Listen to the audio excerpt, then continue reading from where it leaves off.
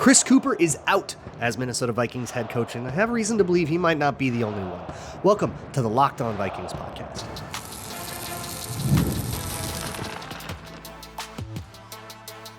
You are Locked On Vikings, your daily Minnesota Vikings podcast, part of the Locked On Podcast Network, your team every day. What's up, everybody? Welcome to the Locked On Vikings podcast, where we are always trying to learn something new. It's part of the Locked On Podcast Network, the #1 sports podcasting network. Today's episode is brought to you by FanDuel. FanDuel is officially in playoff mode. Every game day during the NFL playoffs, FanDuel is giving customers even more ways to get in on the action. Visit FanDuel.com to get started. Today is going to be an O-line day on this show because the O-line coach is out.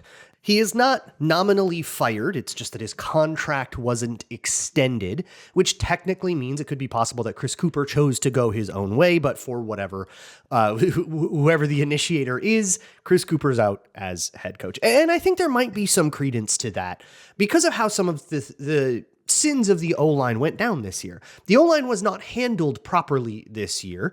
They were given a tough situation with a lot of injuries, but I think within that framework, they made some decisions that we can look back on in hindsight and pretty clearly understand were the wrong decisions. Namely, how they dealt with some of the tackle injuries, how they dealt with Ryan Kelly's injuries and the situation at center with Blake Brandel.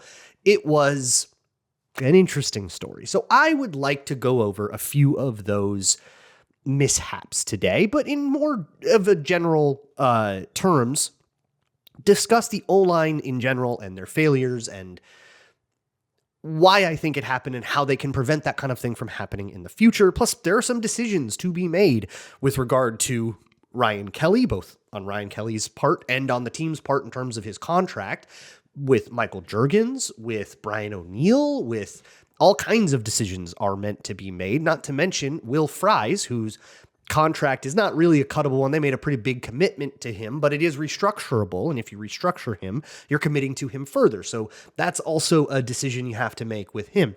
So I want to talk about Will Fries in some depth today. I want to talk about Michael Jurgens in some depth today. But first, just the story of how all this went down. There was a lot of depth chart shuffling here. And the reason that I started the show the way I did is because Chris Kuper's exit has not yet been formally acknowledged by the team, which usually they're not going to make a separate announcement for every single staff change. They'll say Vikings make staff changes and they'll put this like very sheepish article out, and that will kind of, I think, mark, okay, this is the end. We have decided these are the staffers who are leaving, and then they're going to hire new staffers, and we'll see how it goes down. But this was reported by like Ben Gessling and like local beats that Chris Kuper was not going to return as the coach. And the reason I'm starting this with this is I think there is some incongruency with what everybody wanted. I don't think everybody was on the same page with what they wanted, and there is no better example of this than the Michael Jurgens situation. I'm going to speak a little bit more about Jurgens and how his future as a Viking looks, but that'll come later in the show. With this, let me recount you the story. Ryan Kelly gets a concussion, his first of 3 this year, in week 3. Michael Jurgens takes over in mop-up duty in that Bengals game, plays pretty well, all things considered. Kelly still isn't cleared to go for the game in Dublin, and Ryan Kelly goes on IR over it, if you remember. So it's going to be Jurgens again against the Steelers in Dublin, and for about a half and change, like 2.5 quarters, it's a disaster for Michael Jurgens. He messes up run IDs. He gets beat really bad by, I want to say it was Alex Highsmith. No, Alex Highsmith didn't play in that game. It was, I forget who it was, but he got smoked up the middle by somebody and generally like played really, really poorly. And then he hurt his hamstring. So in a panic, they got to go to their emergency option, right? I shouldn't say panic because they had a plan. They always have a plan for that. But the emergency center option is Blake Brandel. So Blake Brandel has to pop in and play, and he plays center.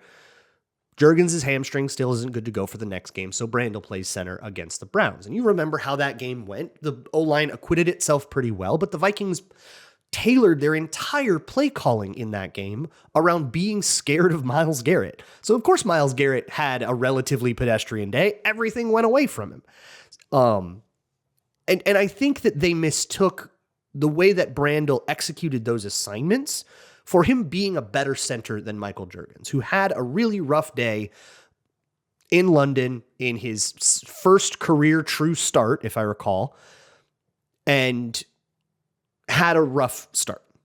But they stayed with Blake Brandel throughout the season, and I criticized this throughout the season. Everydayers, if you're still listening to me in the offseason, you probably were listening to me in the season, and you remember this. His snaps were disastrous. That Eagles game was as much on him as I thought it was on Carson Wentz. I thought those two guys were very much the culprits of a subpar offensive output.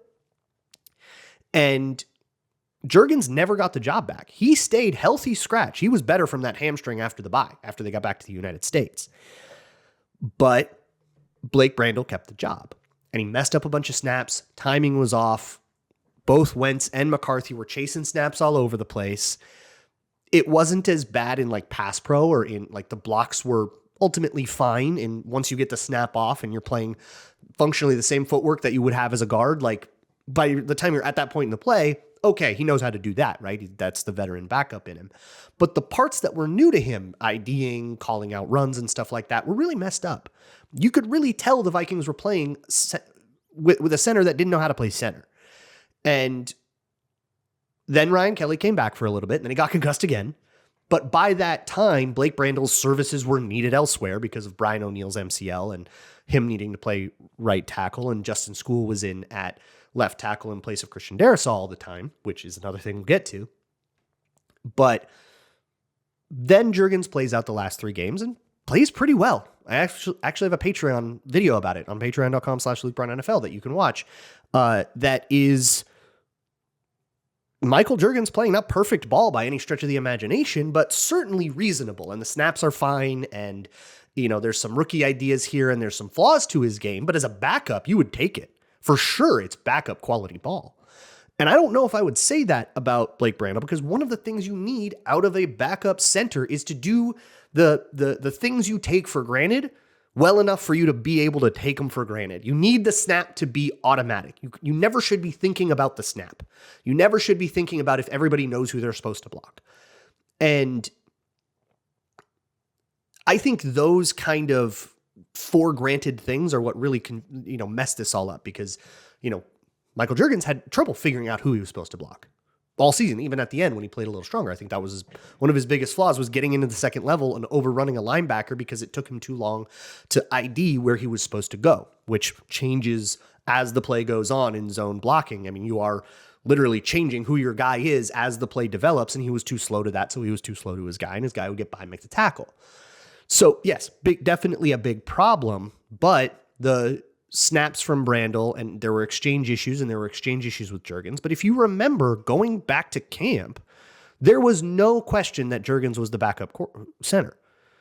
Blake Brandel, who was the backup guard at that time, backing up Donovan Jackson, and that was what we were all talking about, was like, is there going to be a competition between the rookie and the guy who started last year?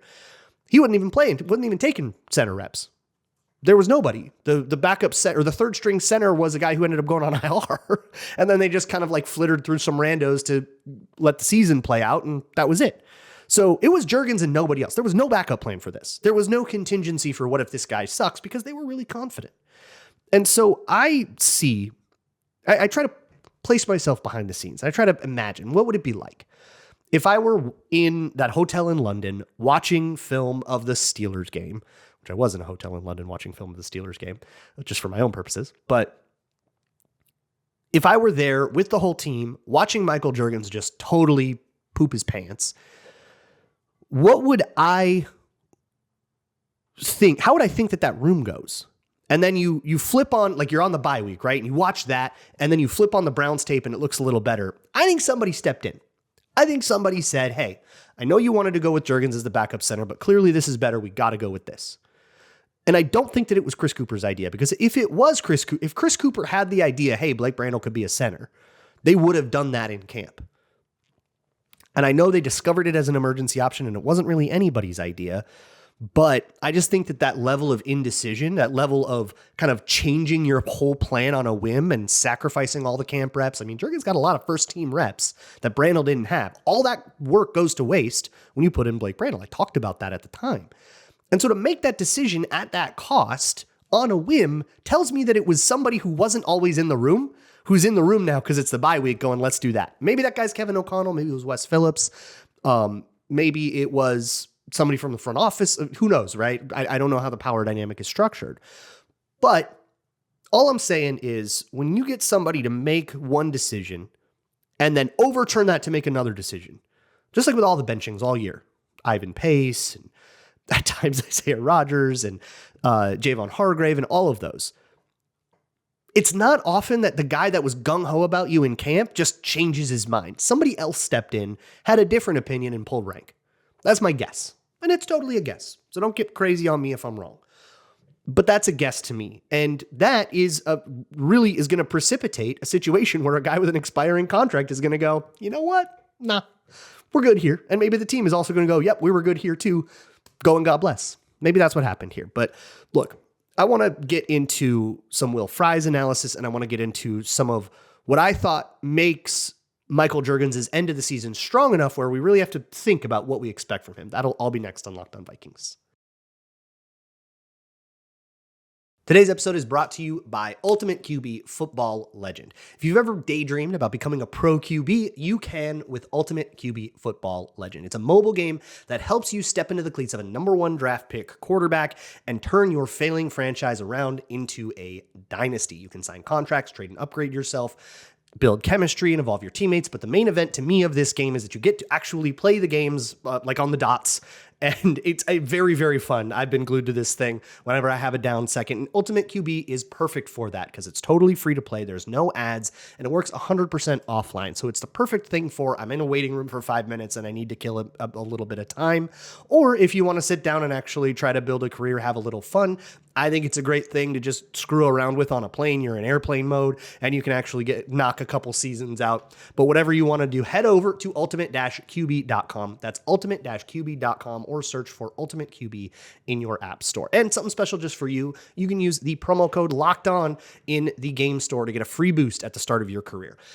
Ultimate QB Football Legend. QB1, it's your legacy. Today's episode is also brought to you by PrizePicks, the best way to play daily fantasy football. And the big game is almost here, and there is no better way to stay locked into every moment than with PrizePicks. With the NFC North now all eliminated and all that fear is over, you need an extra little something to maybe make you care that much about like Patriots, Broncos in the AFC Championship. So with football coming down to its final stretch, it's the perfect time to close it out strong. It's super easy to get started. Just pick 2 or more players and choose more or less on their player projections. If you're right, you win. That's that. Also, they have early payouts. So if things start out going really well, but you're nervous about how it's going to end, you can cash out and cash in on just that hot start. Plus, you can mix stars from different teams and build lineups that fit how you watch the game. You can even mix across sports. So if you're flipping back and forth between a football game and a basketball game, you can have something in your lineup from both of those games. Download the PrizePicks app today and use code LOCKEDONNFL to get $50 in lineups after you play your first $5 lineup. That's code LOCKEDONNFL for $50 in lineups after your first $5 lineup. PrizePicks, it's good to be right.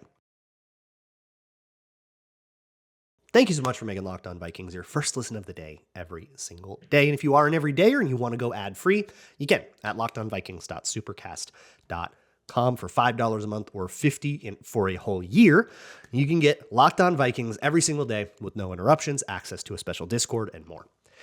Let's move on, though, with some talk about Will Fries, but in more general, there is one thing that I have complained about a lot with Chris Kuper that I hope this can be an opportunity for the Vikings to get on my side of the fence here. And it's pass blocking square versus pass blocking on the angle.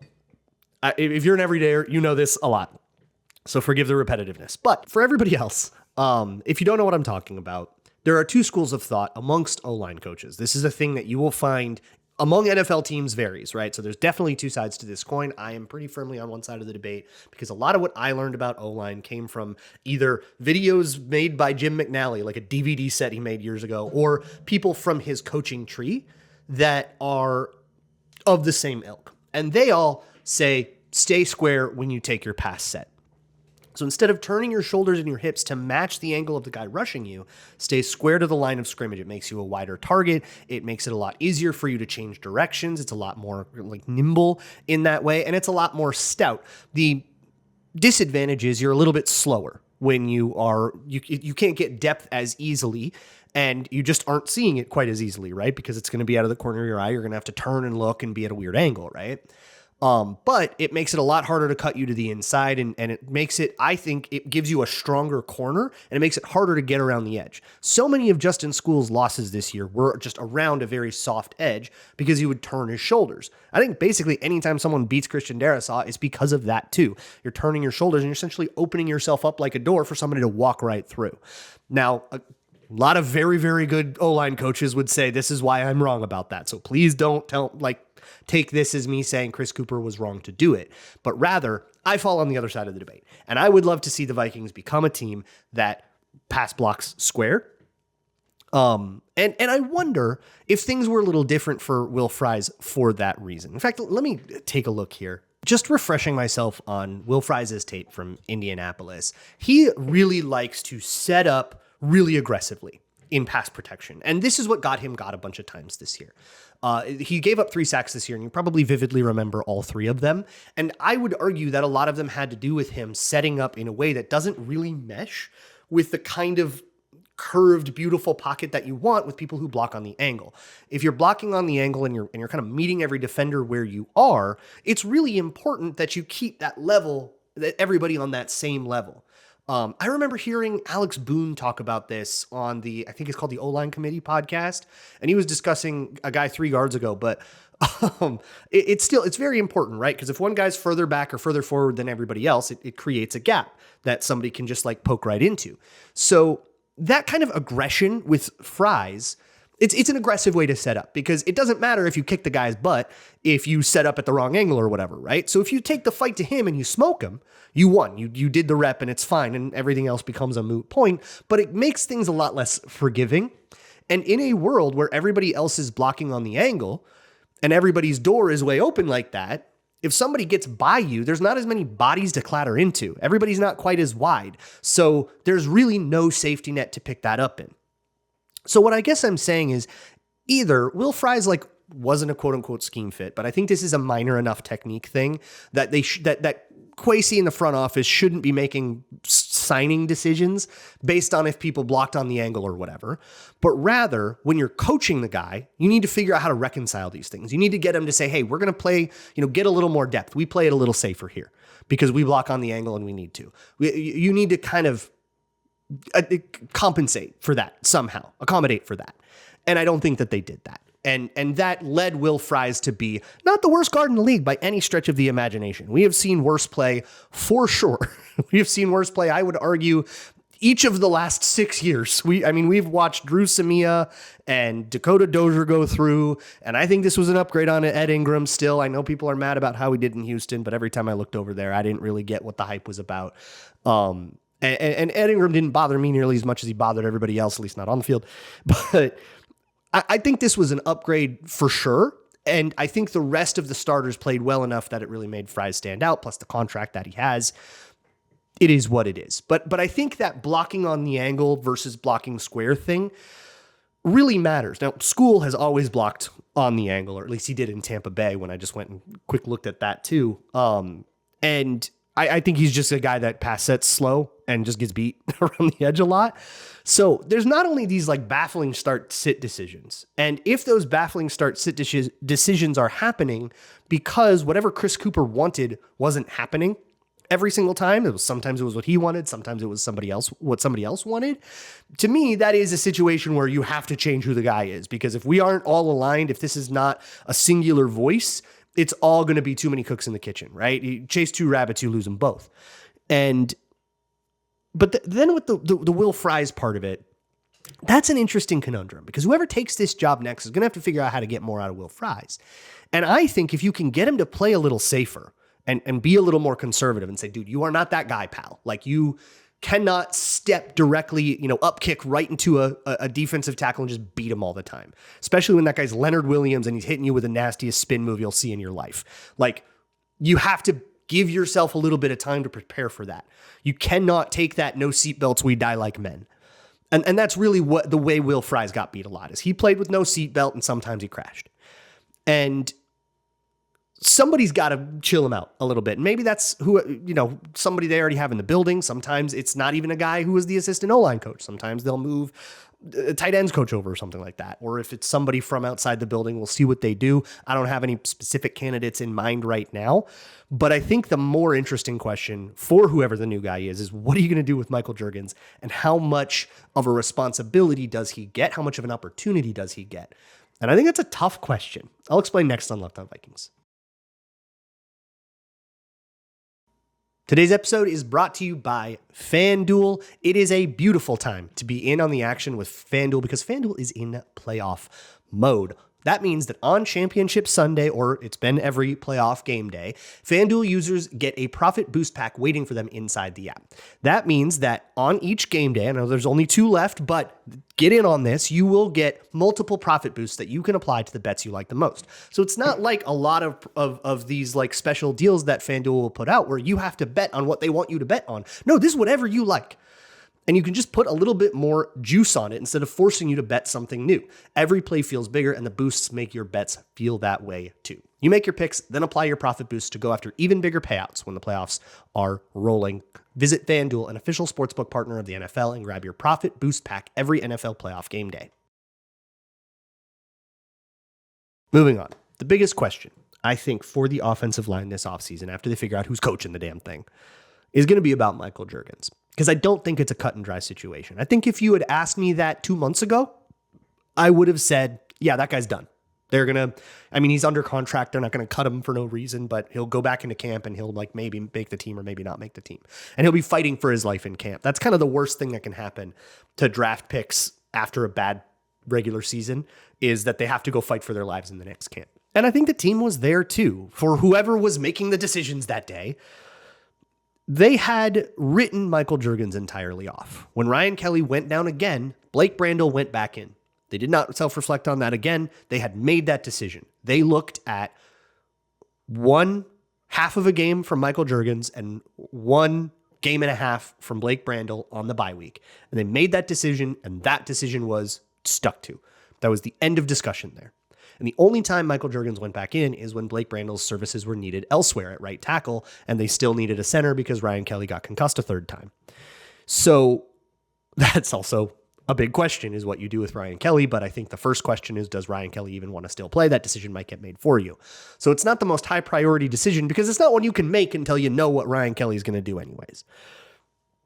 But let's say Ryan Kelly does decide to retire, because I think between him retiring or being a cap casualty, the odds of him leaving the Vikings are greater than the odds of him staying on the Vikings. Both are possible, but I think only one is probable. And so in the situation where Ryan Kelly is gone, you got to figure out who's playing center. And I would be very surprised if this unit decided that it was going to be Michael Jurgens. Just here you go, and we'll bring in some Austin Schlottman jabroni to be a backup. Instead, they're bringing in somebody to either compete with Jurgens or to be the starter, and Jurgens is going to be fighting for his life as a backup. I don't know what you do and what situations you have, right? This is going to depend on how you feel about the free agents that are out there, how you feel about the draft class, and et cetera. And I'm not trying to get into all that right now, but rather, what does Michael Jurgens dictate that you do? If Jurgens played great as a backup, they would John Sullivan this. And I think that was the intention, that they would say, all right, you're the guy now. You're a young guy. I know you're a day 3 pick, but you've been waiting in the wings. Now it's your chance to have the job for as long as you want it. And you're going to play this year. And if you play well, we'll give you a contract. That is the John Sullivan move, right? And that's the way that this franchise wants to handle center. They want to have the next Matt Burke, John Sullivan, the next guy, Garrett Bradbury, 7-year stint. You can't hide from it. But with Jurgens, let me give you the film review that I've been kind of waiting to give you since I did that video last week. Because in the last 3 games of the year, everybody's eliminated, Ryan Kelly's done, whatever, he got a chance to acquit himself. And I think that is so, so vital. It was very almost Like, it was almost the case that 2.5 bad quarters, some 35 snaps, were going to be a career-ending meltdown for Michael Jurgens, because then you get cut from your team, and now you're in the situation where you're in, somebody's maybe going to pick you up and sign you to a futures deal, and now you're bouncing around on practice squads, and you've lost all career momentum, you've lost all draft pedigree, and you are no different from an undrafted free agent that's updating his LinkedIn. That is the situation Michael Jurgens found himself in, and then more guys got hurt, and he got to go in and play 3 more whole games, way bigger sample. And again, I think it's asinine that the Vikings really were in that spot with Jurgens, where they had completely written him off for a guy that did not know how to snap, off of like 35 bad snaps after an international trip in his first ever start. Like, they were really, really, really willing to go, which is why I just don't think that Kuper is the one changing his mind all the time. I think somebody else that didn't understand the plan came in and started yapping. That is, again, just my read on things. It's the film school bit that I've given you before about how on film sets, lighting never touches camera, camera never touches lighting, and it works that way for a reason. And I think that those lines got breached. But that's very speculative. I'm absolutely just guessing based on how indecisive things seemed. Don't want anybody to get that twisted, so I'm being extra clear. So what did we get when Michael Jurgens came in and played? It was more like 2.5 games, because he came in the middle of the Giants game after Ryan Kelly got hurt again. And what I saw, the Giants game was fascinating, because the Giants saw backup center is in, we are attacking him. So they lined Dexter Lawrence up on him basically every play. And then in pass situations, they lined up Abdul Carter on him as an inside rusher. And they didn't try to do anything fancy about it. They didn't do any stunts. They just said, here's our dudes. Your guy can't handle him, and we're just going to try to isolate this matchup. And they did end up getting a sack. Abdul Carter set up Michael Jurgens on the spin move, got him to totally take the bait on the move to the left, spin to the right, got him, sack. So there are a couple of examples of, rookie gets beat by top 4 draft pick. Like, happens, right? Or, young player, I shouldn't say, because Jurgens is a second-year player. All the second-year players are rookies in my brain. This is how this season broke my brain. But what I noticed was, for one, the run IDs were a lot better. He had a much easier time, a much smoother time getting everybody lined up and getting everybody to talk to the right people.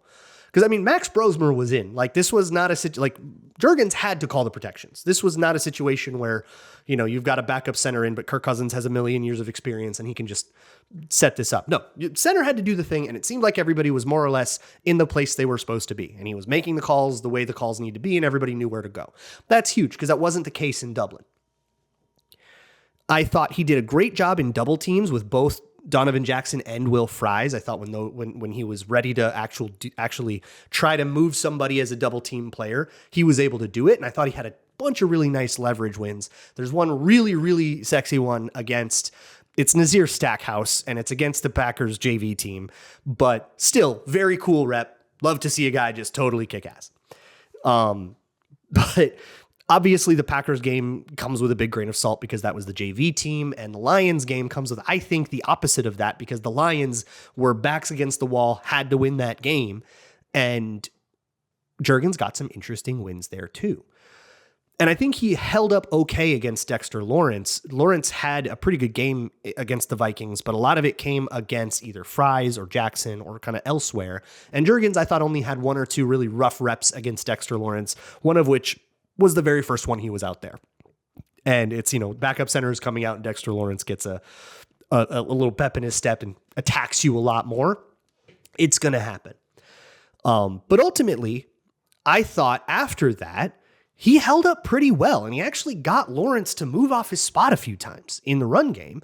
And in the pass game, he had the right people. He had a couple of nice pass protection reps against other defensive tackles. Dexter Lawrence was off the field for a lot of those situations, so it didn't come up a lot in like pass pro. But I thought that he played pretty well in the back half of that Giants game, with a couple of high-profile losses notwithstanding. And, obviously that's the thing of O-line, is you can play 20 good reps and 2 bad ones and you had a bad game. But I try not to do that, because I think the whole body of work is going to be more informative. And against the Lions, I thought he had a genuinely pretty good game.